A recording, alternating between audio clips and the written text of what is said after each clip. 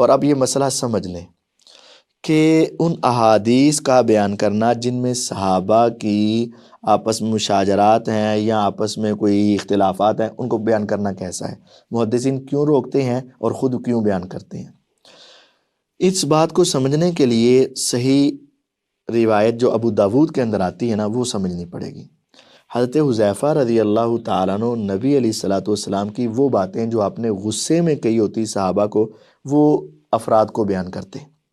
وہ لوگ سن کر حضرت سلمان فارسی رضی اللہ عنہ کے پاس آتے اور کہتے کہ اس روایت کے بارے میں آپ کا کیا خیال ہے؟ کہتے حذیفہ کو زیادہ پتہ ہوگا۔ وہ لوگ واپس چلے جاتے حضرت حذیفہ کے پاس رضی اللہ عنہ کہ آپ وہ بات بتا رہے ہو تو سلمان فارسی رضی اللہ عنہ اس کی تصدیق ہی نہیں کر رہے۔ حذیفہ رضی اللہ عنہ خود آگے حضرت سلمان فارسی رضی اللہ عنہ کے پاس ان کی کھیتوں میں تھے۔ تو جب حذیفہ کے پاس حضرت حذیفہ کے حضرت سلمان فارسی رضی اللہ عنہ کے ساتھ ملاقات ہوئی تو حضرت سلمان نے کیا کہا؟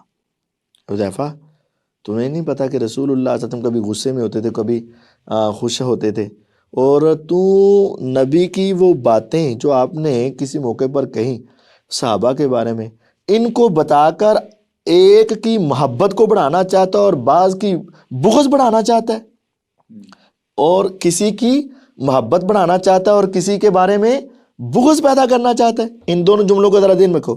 علی رضی اللہ عنہ کی کیا کرنا چاہتا ہے؟ محبت بڑھانا چاہتا ہے، اور معاویہ کی کیا کرنا چاہتا ہے؟ نفرت، بغض۔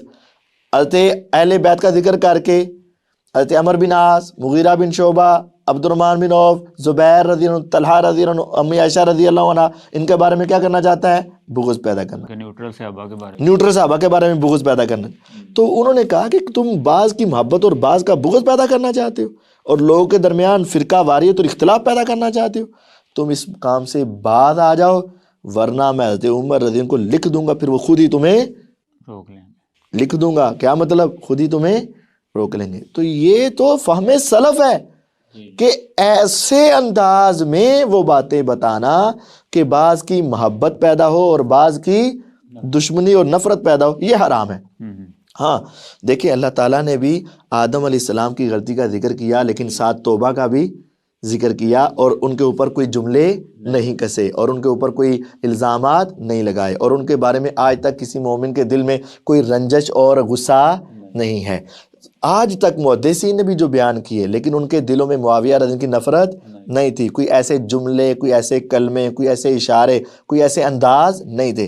مرزا صاحب جب انہی باتوں کو بیان کرتے ہیں، مرچ مسالہ لگاتے ہیں، انداز بناتے ہیں، جملے کستے ہیں، اور پھر ایک کی محبت پیدا کر کے دوسرے کی دشمنی پیدا کرتے ہیں۔ تو ایسے انداز میں سلف صالحین نے، محدثین نے مشاجرات صحابہ کو اس انداز میں ڈسکس کرنے سے منع کیا ہوا ہے۔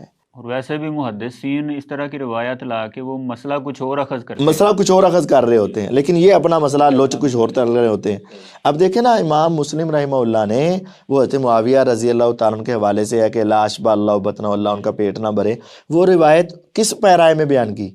فضیلت میں۔ فضیلت۔ پہلے عنوان امام نووی رحمہ اللہ نے یہ قائم کیا کہ نبی علیہ الصلوۃ والسلام اگر کسی پر لعنت کر دیں یا کسی کو برا بھلا کہہ دیں اور وہ اس کا مستحق نہ ہو، تو وہ آپ کے کلمات اس کے حق میں کیا بن جاتے ہیں؟ رحمت اور اللہ کے قربت کا ذریعہ، گناہوں کی معافی کا ذریعہ۔ یہ عنوان قائم کیا۔ پھر اس کی کئی حدیثیں پیش کی، مثال کے طور پر حضرت معاویہ کی وہ بات بھی پیش کر دی کہ نبی علیہ السلام نے ان کے بارے میں کہا تھا، تو یہ کلمہ ان کے حق میں رحمت بن گیا، اللہ کی قربت بن گیا، گناہوں کی معافی کا ذریعہ بن گیا، تو یہ تو ان کی فضیلت بن گئی۔ لیکن مرزا صاحب وہ پچھلی ساری باتیں چھپا کر اپنے انداز میں اس کو بیان کر کے یہ ثابت کرنا چاہتے ہیں کہ ان کے بارے میں بڑے غلط تاثرات پیدا کرنا چاہتے ہیں۔ تو ایسے مشاجرات صحابہ کو بیان کرنا کہ بعض کی محبت اور بعض کی نفرت پیدا ہو، یہ غلط ہے۔